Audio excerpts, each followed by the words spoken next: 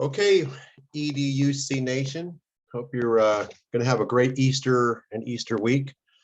And it looks like we got some rain coming this weekend. So, it's very important that we prepare you throughout your degree about really what is CTE and how many opportunities there are, right? So I think each of the professors try to do this and then help thread it into the curriculum they're doing.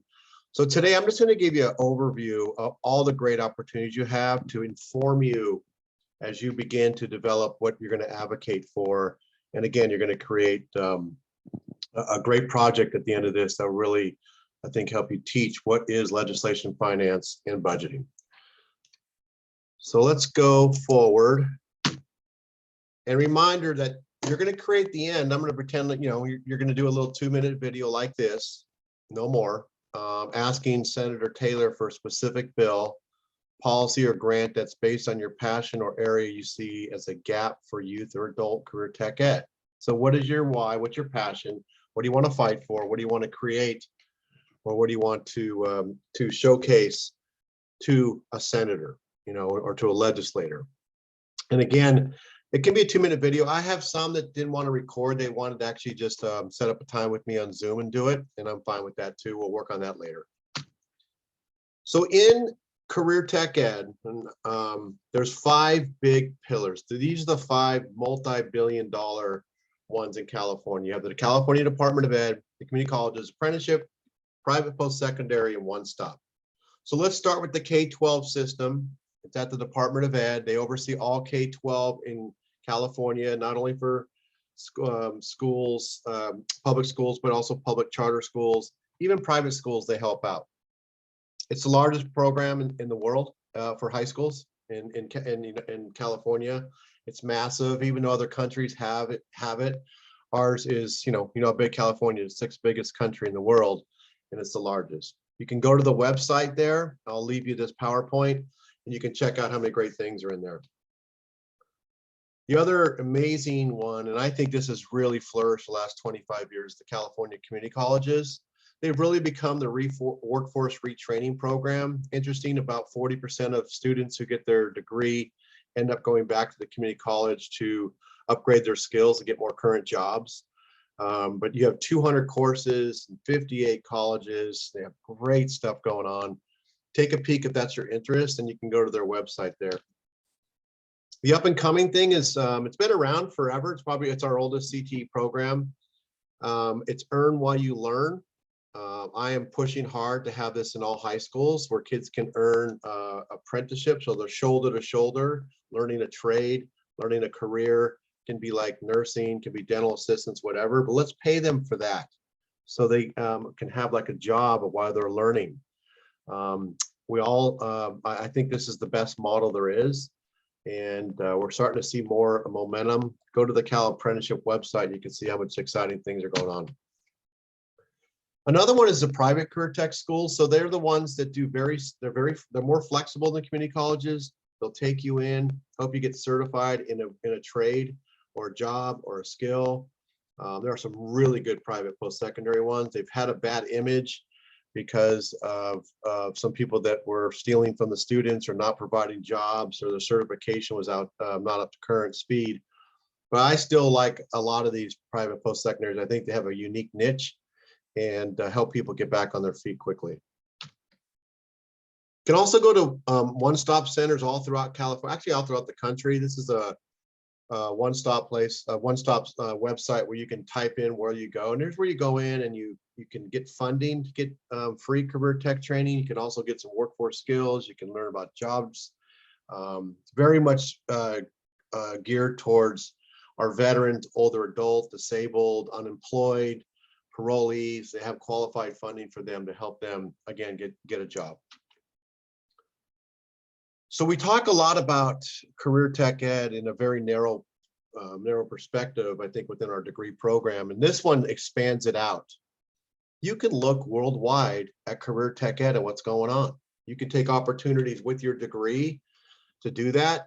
And you have a couple websites there to dip your toes in. One is the EVITA, which really is probably the premier one that connects teachers throughout the world. But also, I got Switzerland and Australia right there. You can go to those two websites and just, take a look, or just type in career tech ed in Ireland or France or, Japan, and you'll start to see this is a very connected world when we're talking about career tech ed. It's not just for high schools. I think Switzerland does the best job of really committing to that.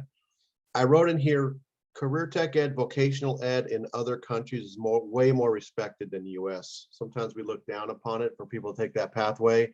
And that to me is disgusting. And it's very political, because the colleges that I work at really, I think, create a culture of college is more respected. And I don't think that's not the way it is in the rest of the world. Nationally, wow, there's so much going on. And there's a couple things here. One, you're going to go, part of your assignment is going to go check out career tech in another state, and look at the 50 states. Pick one you're interested in, and just take a gander at what's going on in there. But there's so many great partners throughout out here. You've got the ACT Online, the Rolls Royce of national support, and taking a look at national things. It's a great resource site. If you're moving somewhere, this is where I'd go to see what's out there. You also have the Career Tech and CTE Ed. That's the US website, the last one. You can take a look how they're supporting CTE nationally. So I think one of the most interesting things, and where there's tons of jobs and opportunities, is these student associations. To me, I think the most critical part is to have kids practice and be in competitive environments where they're cooking, they're doing welding, they're doing esports, they're doing all these things. And to me, this is really, really exciting. And it's not just high school. There's colleges and community colleges that have these student associations that compete, and it's big leagues. It helps lead to jobs if you win, or if you get scholarships. It's great for your resume. And there's just so many opportunities for someone with a career tech degree to be involved with student associations. Look at all this great stuff. I mean, the Super Bowl is a Skills USA. It's high school and high schools and community colleges, and I think also colleges compete in almost every area and growing. If you ever get a chance to go to one, it's fantastic. FFA, you go to their national competition. I think it's in Indianapolis this year. 20,000 kids are competing and showing animals, and it makes you, when they're all in one auditorium, it really makes you feel that we're going to be okay in the future. And then I love these new things coming up. There's esports competitions, artificial intelligence, cybersecurity. They're doing all kinds of really interesting things where kids compete and they try to find a virus inside a software program, and it starts as young as middle school. Some other areas that you can focus on, again, go into your passion. You want to help out any of these areas: migrants, veterans, adults. It's pretty much endless, because we all need to be retrained because of all the jobs that are out there. So these are some great ones. I'm all about trying to get more CTE and K-6 programs. We got some STEM and robotics in there, and I think we can keep expanding that. This is a list of some of the things. I think everybody gets their degree and then you go, what am I going to do? Ask myself, or you can talk to Luis Stymus or others. But not only can you teach, but there's, I've gotten 3 or 4 students jobs as consultants. Some really like compliance, and with their degree, they go out and review programs. You can be an event planner. You can start your own business now. I think having that, I think go overseas, which is cool. So there's so much to do, and these are just some little things, but keep your eyes and ears open. Connect, right? You got to connect to get something. And if you need any help from me, let me know.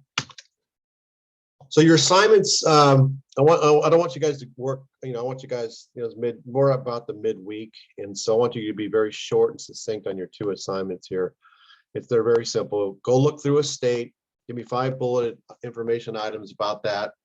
And try to make it look for your area of interest, see if they've got that going on. You have a website that will have some data, and you can also dive into their state website. So it shouldn't take you that long.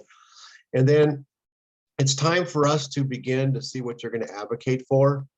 So I want you to tweet. Here's my tweet if I was going to be in this assignment. So I'm going in on advocating for children to have funding for elementary CTE, writing a bill in that way. So that's mine. See the simple tweet. If you've never done a tweet, here's a sample.